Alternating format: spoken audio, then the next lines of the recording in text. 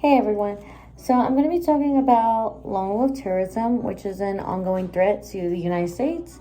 We're usually used to like an organized group with leaders and members, but the difference is that lone wolf acts alone. And so these attacks are carried out by individuals or a very small group acting on their own without direct orders from a larger terrorist organization, and that makes it harder to detect them. So the United States has a high incidence of lone wolf terrorism. Around 40% of terrorist incidents in the U.S. over the last 4 decades have come from lone wolf actors. A lone wolf terrorist that no, wait, sorry. So question 1 is identifying lone wolf terrorism, explains how it functions, and highlighting key characteristics that distinguish lone wolf terrorists from other types of extremists. So basically, a lone wolf terrorist is someone who plans and carries out an attack all on their own, or maybe 1 or 2 people. They might agree with beliefs or bigger extremist groups like white supremacists or religious radicals, but they're not actually in the group. This makes them really hard to catch. First, because there's no communication to track, and then second, because they're not planning with others for law enforcement to like pick it up. They're basically doing everything like under the radar. So in the U.S., a lot of lone wolf terrorists have been motivated by racism, religious extremism, or anti-government beliefs. And with the internet, it's even easier for people to get radicalized without ever leaving their room. So in the United States, the lone wolf terrorists have been motivated by racism, religious extremism, and or anti-government beliefs. So a lone wolf terrorist I found in chapter 9 of our textbook is Cesar Sayoc, who was behind the mail bombings in October 2018. Of course, just over the course of just a few days, 13 pipe bombs were sent to the prominent Democrats and other public figures. The first bomb was found on October 22nd, 2018, in the mailbox of George Soros, a billionaire who supports the Democratic Party. Then, over the next couple of days, bombs were intercepted at the Clinton's home, then another one at the Barack Obama's home, and then at the CNN office in New York. Other bombs were sent to people like Robert De Niro and Kamala Harris, and all people who were connected to the Democratic Party in some way.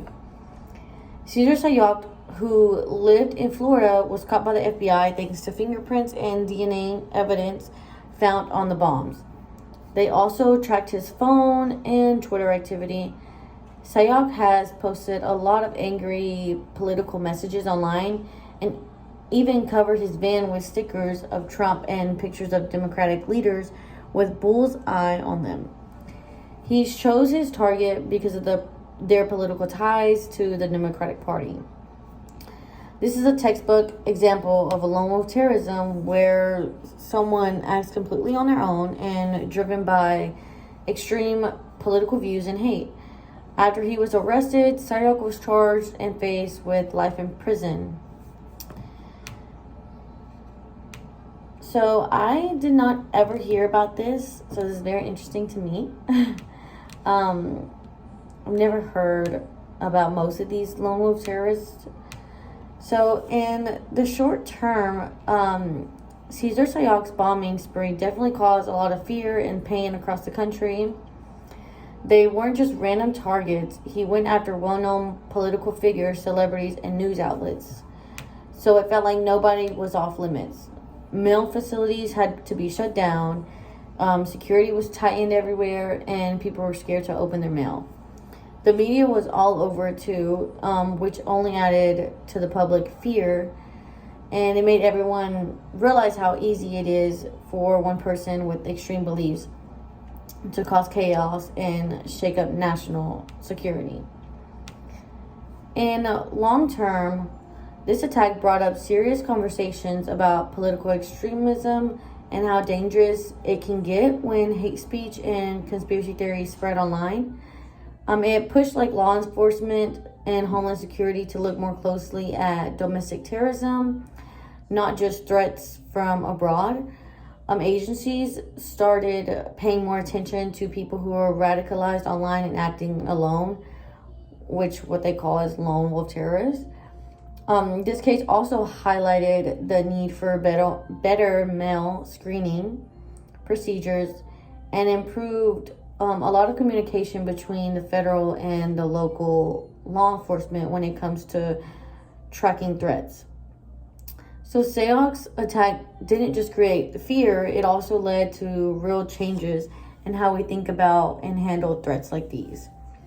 So overall, while the immediate effects were scary and chaotic, the long-term impact was really a wake-up call that helped shape the way we approach Homeland Security and political violence and lone wolf terrorism moving forward. So what we can take away from Cesar Sayok's case is that one person acting on extreme beliefs can cause a huge national scare, even without being part of a larger group. And a lot of people probably didn't even want to show that they were doing for the Democratic Party because of this. It also showed how online platforms can spread hate and push people toward violent beliefs without anyone noticing until it's too late. One of the biggest lessons is that we need to catch the warning signs earlier, like violent posts online or behavior that suggests someone is becoming radicalized. Law enforcement also needs better tools and systems to share information and act quickly when these threats are shown up. But it's not just about policing. A lot of this starts with how we talk to each other as a country. And when political arguments turn into hate, it creates the kind of environment where someone like Sayok feels justified in doing something violent. So another part of prevention is working on better public conversations, more respect, and calling out hate when we see it. At the end of the day, this case reminds us that it doesn't take a whole group to cause damage. It really only takes one person with the wrong mindset. But with the right awareness and action and education, we can hopefully prevent this from ever happening again.